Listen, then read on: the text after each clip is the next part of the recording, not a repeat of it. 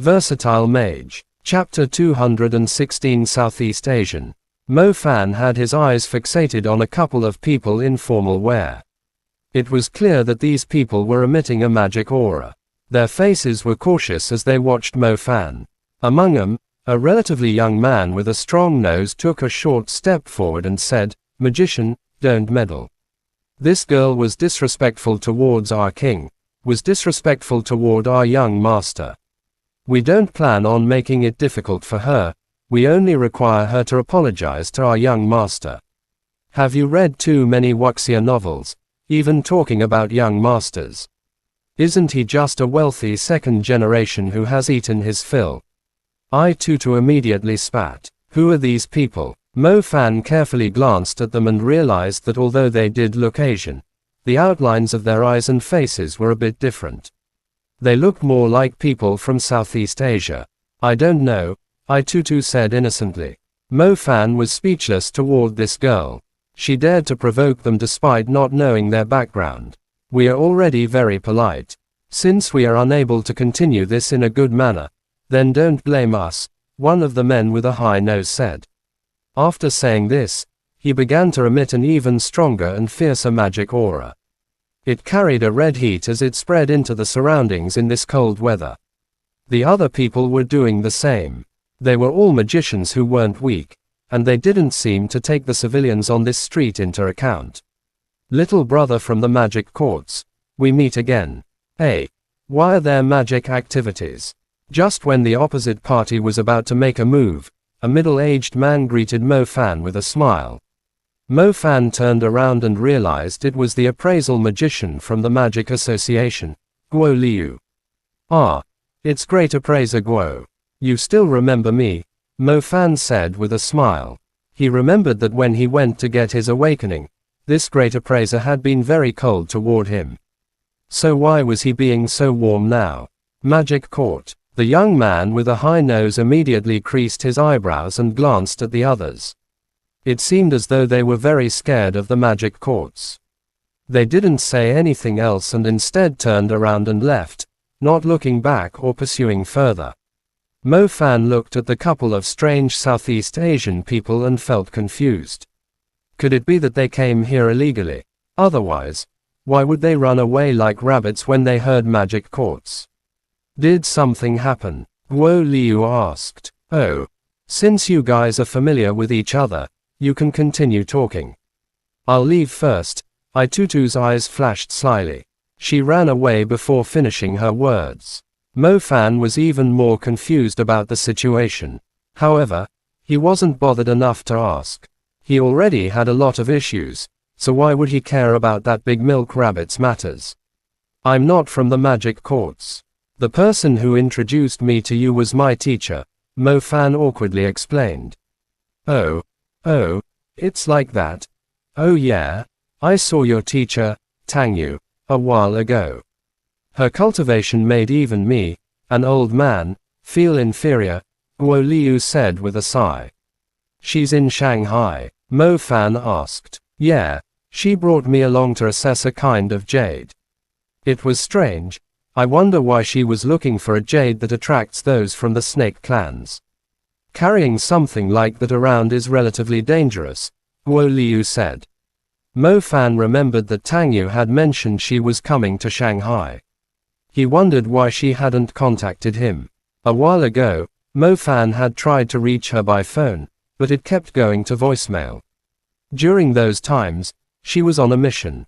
Snake Jade Stone. Just what kind of mission was Tang Yu doing to require such a strange item? "Next time you awaken, come to me, alright. I will definitely give you the best materials. Oh, the next time you awaken, you'll be a highly esteemed advanced magician," Guo Liu said. Alright, then I'll thank you in advance," Mo Fan nodded. After coming out of isolation, he had already encountered strange things. Firstly, he encountered the Southeast Asian people who were scared of the magic court, and then he heard about Tang Yu's strange mission. Forget it, these weren't things he could do anything about. After returning to his residence, Mo Fan realized that Mu Nuzhao, who seldom meditated in the living room, was sitting on the couch by herself. This girl must have practiced yoga before. Her sitting pose was extremely beautiful. From her plump chest to her hips and butt, the curves were so perfect that it made one forget how to think. Then, looking at her delicate, straight, long legs, bright, clean, and round, it was as if they were as fragile as glass. TSK, he could play with those legs for a whole year. Mu Nujiao must have sensed someone looking at her. However, she probably thought it was I Tutu, or she had reached a crucial stage. Ignoring him, she immersed herself in her cultivation. Very soon, Mo Fan noticed a bracelet on Mu Nujiao's wrist that was emitting a special light. It turned dark and then bright, matching the rhythm of her steady breathing.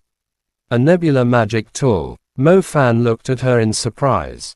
The higher quality Stardust magic tools were already extremely expensive. In Bo City, it seemed only Mu Ningzhu had a spirit-grade Stardust magic tool. On Mu Nujiao's arm was a nebula magic tool that could nourish nebulas. Although he couldn't determine its grade, the light and warmth it exuded were not inferior to the little loach pendant. Just how big were the assets of the Mu family to gift something so precious to a girl barely 20? After returning from winter vacation, Mo Fan sensed that Mu Nujiao's cultivation had increased significantly. Back then, he didn't dare confirm it, but now he could clearly sense it. Experts have their own fates, Mo Fan sighed. He had obtained the baptism of the three-step pagoda. His strength had advanced by leaps and bounds. Mu Nujiao, a disciple from a big ancestral family, must have had her own luck. Even if he could surpass normal people, it didn't mean he could completely outmatch those from prominent ancestral families who cultivated diligently. Mu Nujiao seemed to be preparing for the main campus examination. To enter the main campus, one had to have an outstanding performance. Mo Fan knew this. With many enemies, he would definitely face a very cruel test on the main campus examination. Furthermore, he also had to consider the Black Vatican, who could act against him at any time. Mo Fan didn't waste time. He went to the balcony to cultivate. Not long after he left, Mu Nujiao's beautiful lashes on the couch began to move. A pair of jade-like eyes opened slightly. She glanced at Mo Fan cultivating on the balcony, nibbled her lip, and asked, how did this guy increase his cultivation by so much? Mu Nujiao was unresigned. She had relied on her family's colossal resources. If she wanted to increase her cultivation, her family would do everything to help her. This Mo Fan clearly had nothing. So why was he able to maintain the same increase as her? His lightning nebula had definitely reached the second level. His summoning element had perhaps reached the intermediate level. She would have to put in even more effort. Without her family supporting her, she most likely wouldn't match him. Mu Nujiao closed her eyes again and entered deep meditation. Chapter end. Please guys like, comment, share, and subscribe.